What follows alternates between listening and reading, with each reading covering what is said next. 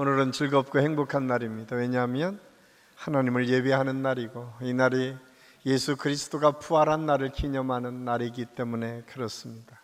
특별히 오늘은 우리 한신교회 그동안 애써주셨던 7분의 장로님들을 원로 장로님으로 추대하고 또 새롭게 하나님의 일들을 감당할 2분의 장로님을 취임하고 임직하는 아름다운 행사가 4시에 있습니다. 여러분 기억하시고, 이거는 노예 행사가 아니라 우리 교회의 행사입니다. 우리 성도들이 함께 참여해 주셔서 서로 기쁨과 은혜를 나누는 시간이 됐으면 참 좋겠습니다.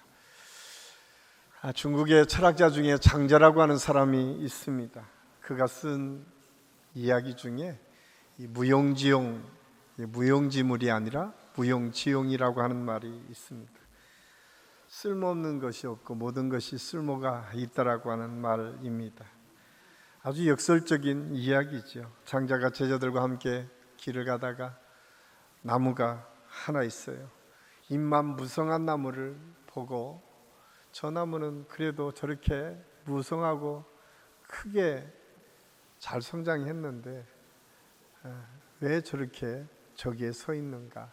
그러자 나무꾼이 그런 얘기를 합니다. 저 나무는 쓸모가 없기 때문에 배가지 않습니다. 그러자 장자가 그런 거예요.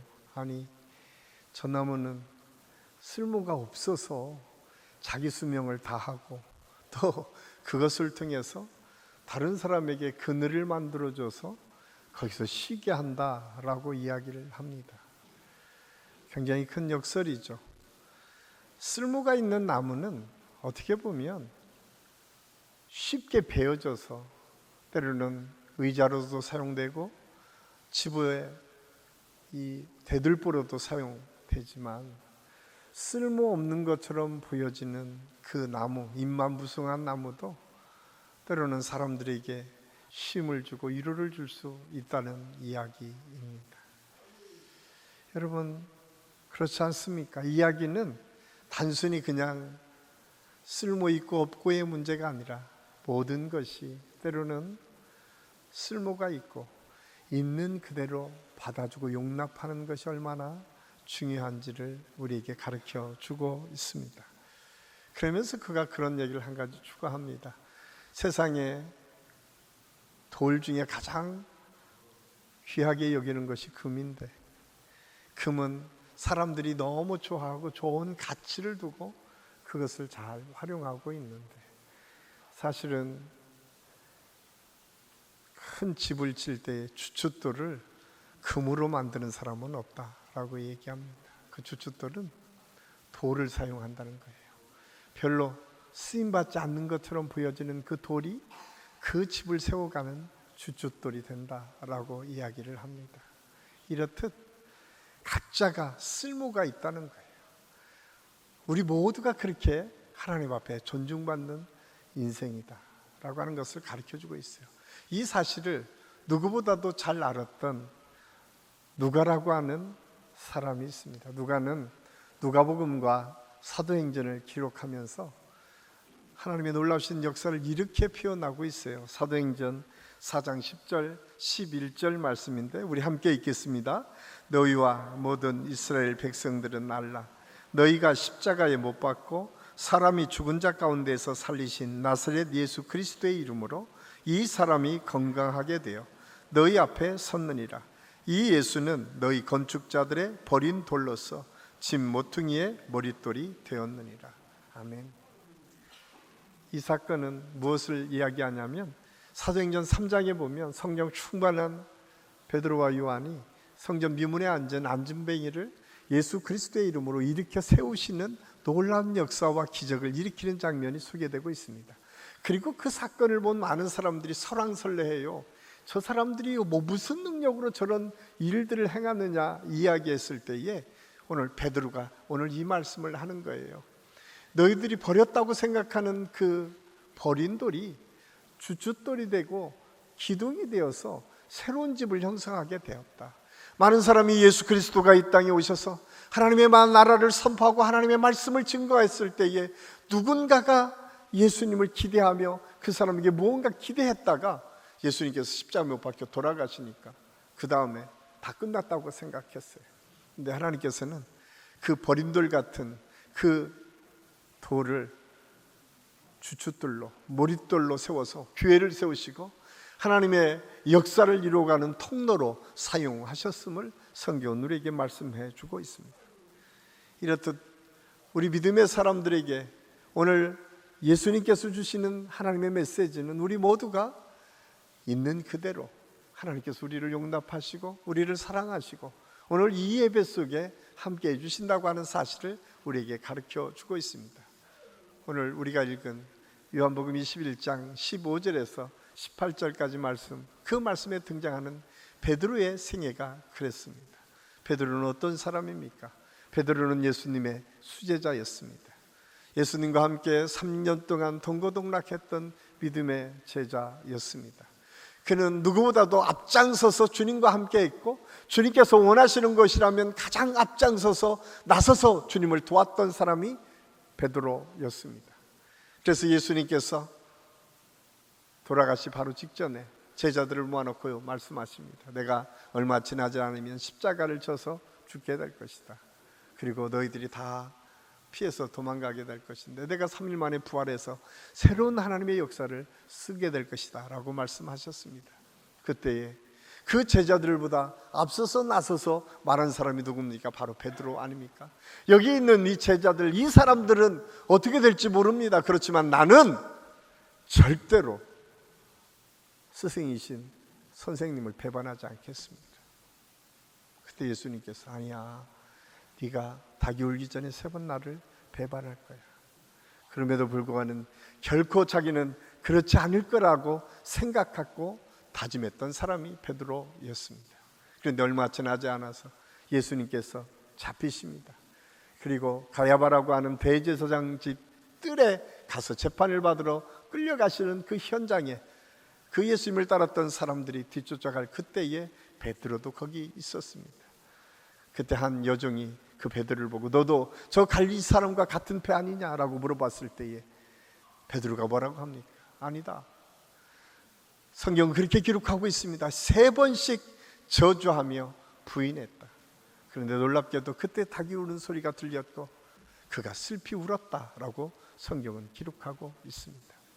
그런데 여러분, 그렇게 슬피 우는 것으로 그는 끝이지 않고 부활하신 예수님의 소식을 들었고 예수님께서 부활하셨음을 이미 알고 있었지만 그냥 자기의 고향으로 돌아가서 이 과거의 삶, 어부의 삶을 살았던 것을 오늘 성경은 기록하고 있습니다.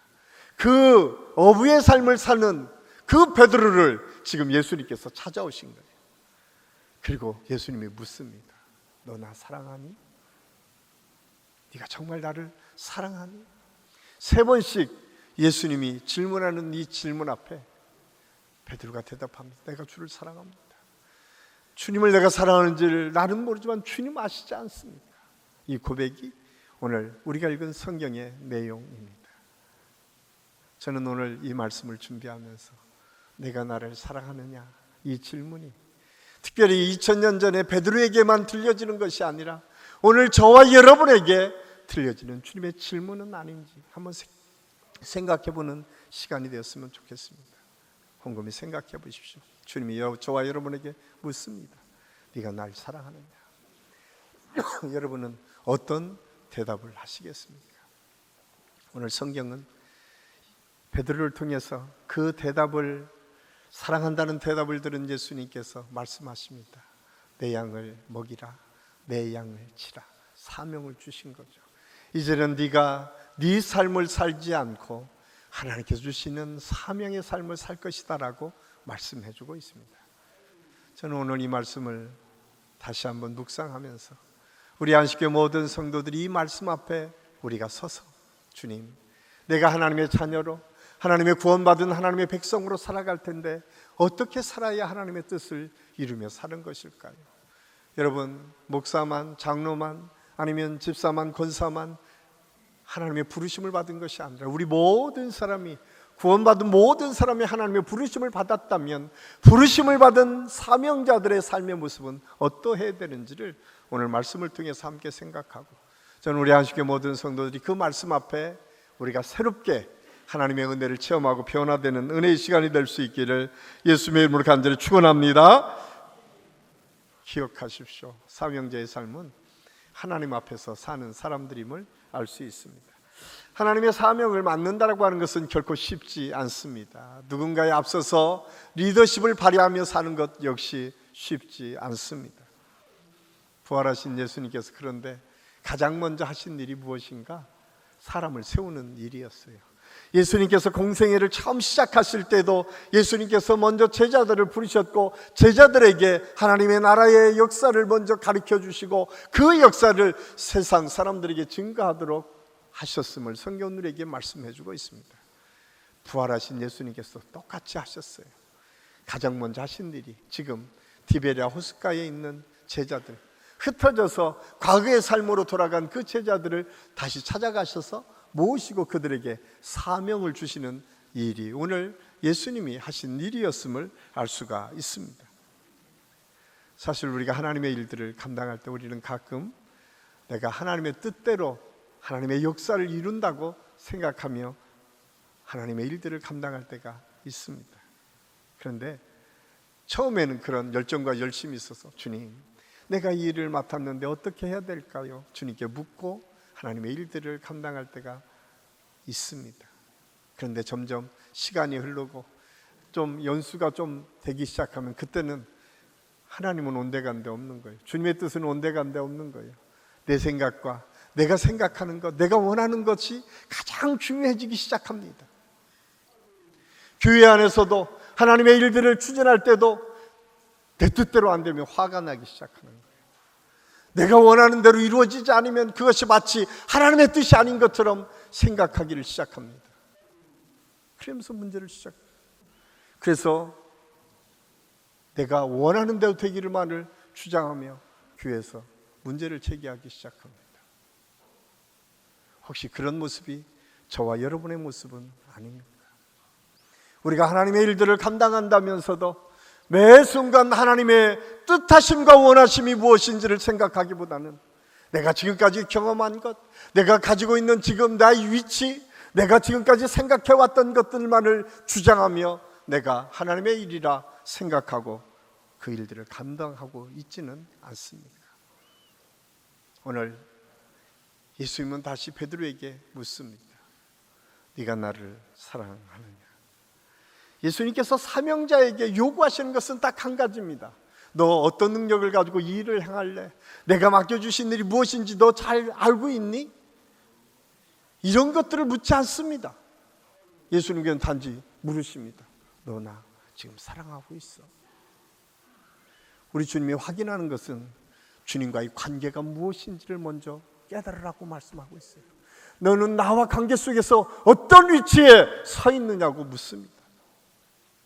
혹시 하나님의 자리에 우리에게 서 있지는 않습니까? 내가 다른 사람들과 비교해서 나는 그래도 몇 년 더 신앙생활했고 우리 한식교회 몇 년 더 일찍 들어왔고 이것만을 주장하며 그래도 내가 이 경험을 가지고 했는데 이것이 옳지 않겠느냐고 주장하고 싶지는 않습니다. 그런데 오늘 성경은 그렇게 말씀하지 않습니다. 딱 한 가지, 네가 나를 사랑하느냐. 그래서 이 믿음의 고백을 코람데오의 신앙이다 라고 얘기합니다. 하나님 앞에서, 코람 앞에서, 데오 하나님이라고 하는 뜻이 있는데 우리는 언제나 하나님 앞에서 한다는 사실을 우리는 잊어서는 안 됩니다. 우리가 무슨 일을 하든, 그런데 꼭 하나님의 사명은 교회에서만 일어나는 일이 아닙니다. 우리가 일상생활 속에서 늘 내가 하나님 앞에서 하는 것처럼 생각하고 생활하고 또 그렇게 결단하며 우리의 삶을 사는 것이 사명자, 믿음의 사람의 모습이다라고 하는 사실을 우리에게 말씀해 주고 있습니다. 그런데 우리는 가끔 하나님의 일들을 감당하거나 또 내가 하나님의 뜻대로 뭔가 살려고 했을 때마다 가장 먼저 나타나는 것이 뭐예요? 비교의식 아닙니까? 나는 이렇게 열심히 했는데 아니 저 사람은 장로고 저 사람은 권사고 저 사람은 훨씬 더 나보다 더 많이 해야 되는데 이렇게 비교하며 우리가 하나님의 일들을 감당하고 있지는 않습니까? 혹시 자녀들이 우리 아버지는 나를 왜 이렇게 이해해 줘 하지 않냐고 혹시 애써 아버지는 아버지의 역할이 있는데라고 생각하며 항변하고 있지는 않습니까? 그런데 딱 한 가지 물으세요. 아니야, 너하고 나의 관계야. 지금 그 관계가 무엇인지 한번 살펴봐. 그리고 그것이 제대로 세워지면 그것을 통해서 하나님께서 일을 맡기시고 그것을 통해서 하나님의 역사를 이루어 주신다고 하는 사실을 오늘 성경은 우리에게 말씀해 주고 있습니다. 저는 우리 안식교 모든 성도들이 하나님의 일들을 감당할 때에 하나님께서 맡겨주신 여러분의 가정들을 우리가 섬기고 세워갈 때에, 아니 여러분의 직장에서나 사회에서나 누군가의 관계를 맺어갈 때 먼저 우리가 생각해야 될 것은 하나님 앞에서 나를 세우고 하나님이 지금 지켜보고 계신다는 사실을 잊지 않고 우리의 삶을 살아가는 우리 안식교 모든 성도들의 삶이 될 수 있기를 예수님의 이름으로 간절히 축원합니다. 두 번째로, 오늘 예수님께서는 사명자의 삶, 그것은 사랑하며 사는 것이다 라고 말씀하고 있습니다. 사명자는 사랑하는 사람입니다. 오늘 예수님이 그 사랑이 무엇인지를 아주 구체적으로 보여주십니다.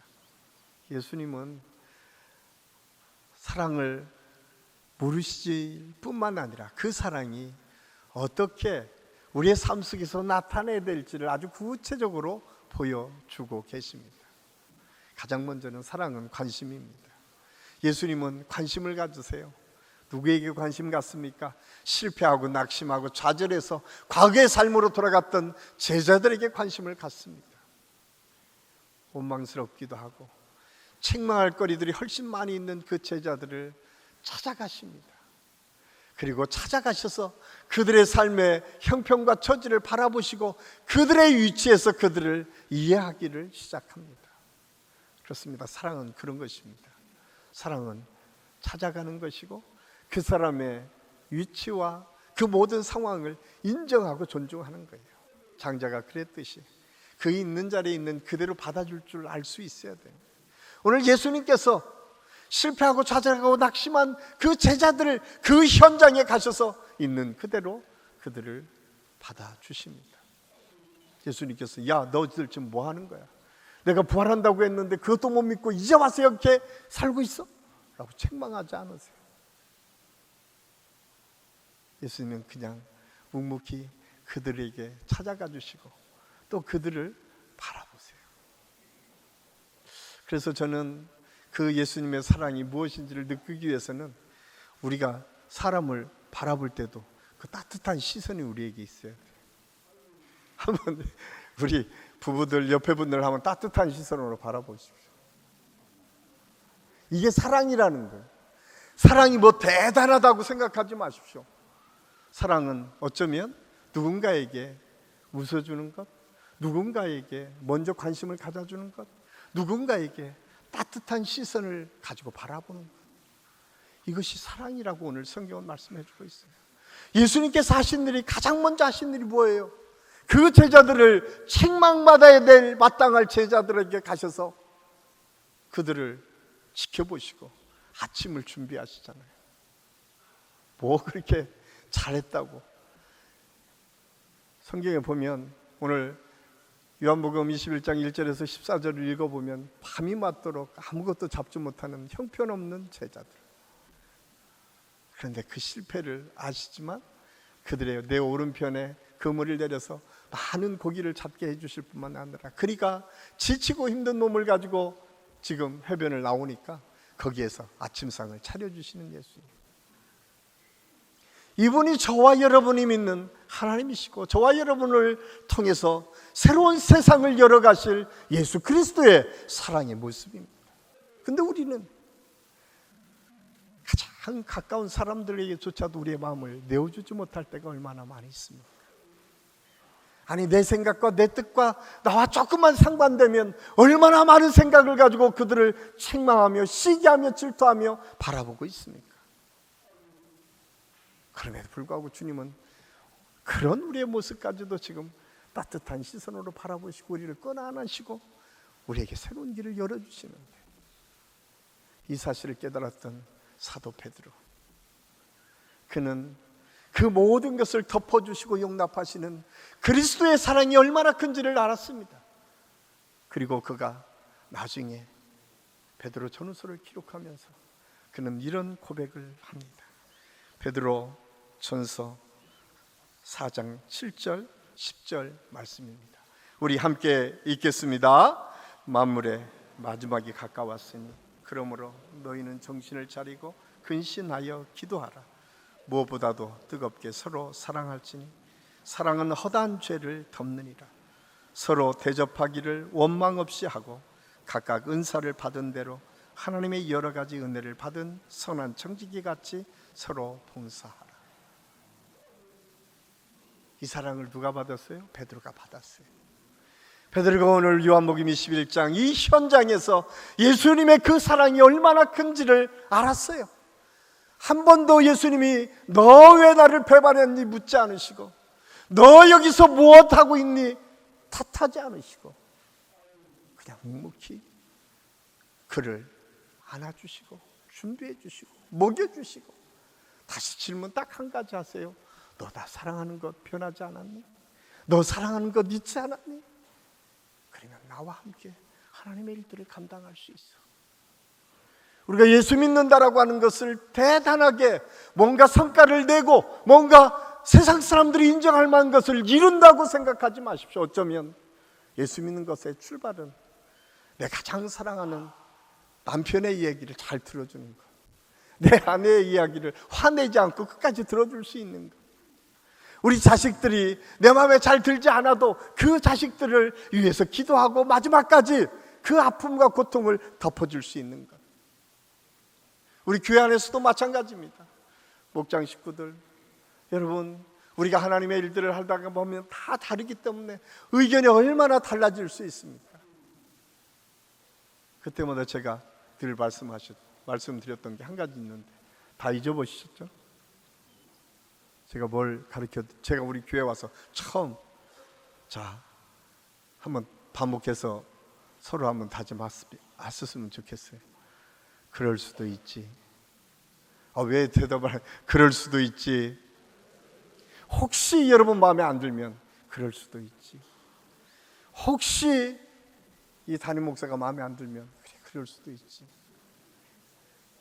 그리고 뭐라고 했어요? 기도하는 사인이라고 했죠.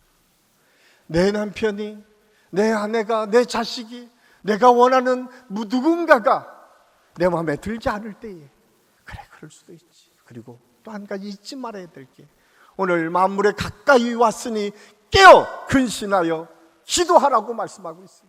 기도를 통해 내 생각이, 내 삶이 바뀌기 시작하면 상대가 바뀌기 시작해요.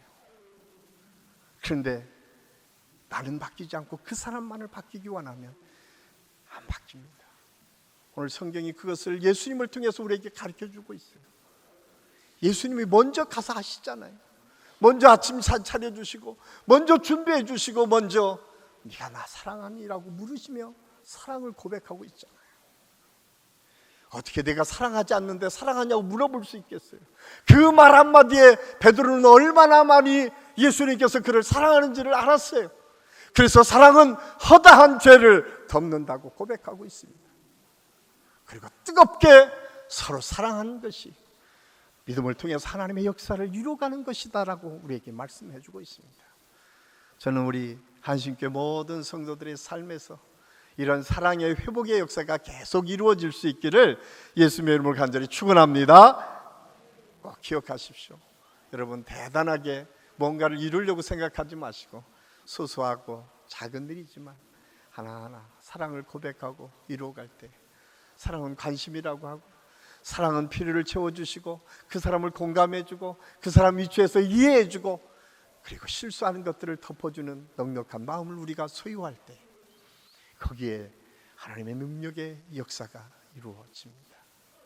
마지막으로 사명자는 하나님께 영광을 돌리는 사람입니다. 오늘 말씀의 결론을, 내가 진실로 내가 이르노니 내가 젊어서는 스스로 띠띠고 원하는 곳으로 다녔고야 늙어서는 내 팔을 벌리리니 남이 내게 띠띠우고 원하지 아니하는 곳으로 데려가리라. 예수님께서는 이제는 네가 네 마음대로 살았지만 이제는 그렇게 안 될 거야. 내가 너와 함께하고 너를 이끌어갈 거야 라고 말씀합니다. 그런데 우리가 여기에서 조심해야 될 것이 한 가지 있습니다. 그럼 나는 할 수 있는 게 아무것도 없네? 그렇지 않아요. 우리 주님은 기다리고 인내하시잖아요. 오늘 베드로의 대답을 기다리고 계세요. 내가 주님을 사랑합니다. 내가 주님을 사랑하는 것을 주께서 아시지 않습니까? 나의 연약함 아시지 않습니까? 그리고 예수님께서 말씀하고 있습니다. 내가 너와 함께 하시고 내가 이제는 네 삶 속에 내가 관여하고 간섭하여 주셔서 함께 해주시겠다고 약속하고 계시지 않습니까? 오늘 우리가 18절 읽은 이 말씀 속에는 주님이 함께 하시고 마침내 우리의 삶을 이끌어 가시겠다고 하는 하나님의 약속이 그 속에 담겨져 있음을 알 수가 있습니다. 우리는 여기에 두 가지 중요한 의미가 있습니다. 하나는 하나님의 사명자는 하나님의 계획과 섭리를 늘 기억하고 그것을 증거하는 믿음을 사는 것이다. 또 하나는 하나님께서 우리의 삶 전체가 하나님의 영광을 위해 쓰임받도록 내가 결단하고 그것을 이뤄가는 애씀과 노력이 우리에게 있어야 됨을 말씀해 주고 있습니다. 우리는 가끔 이 말씀을 잘못 해석하는 경우가 있어요. 뭐냐면 야 그럼 내가 할 수 있는 게 뭐야? 뭐 하나님이 내 삶 그냥 이끌어 가시겠지라고 방치하는 것처럼 여겨질 때가 종종 있습니다. 그런데 그렇지 않아요. 이것은 나의 결단을 요구하십니다.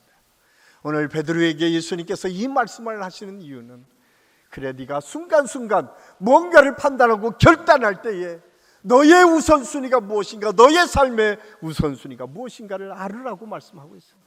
그것은 네 삶이, 네 우선순위가 하나님의 영광을 위해서 사는 삶이 되어야 된다고 하는 사실을 가르쳐 주고 있습니다. 참 쉽지 않은 것입니다. 오늘 두 분의 장로님으로 취임하고 임직하는 분들, 또 수년 동안 우리 교회에서 헌신한 우리 장로님들, 다른 사람 앞서서 하나님의 일들을 감당하는 것은 결코 쉬운 일이 아닙니다. 안수집사로, 권사로, 우리 교회에서 중직자로 하나님의 일들을 감당하는 것은 결코 쉬운 일이 아니었습니다. 그럼에도 불구하고 하나님은 오늘 말씀하고 있어요. 내가 너와 함께 해주시겠다.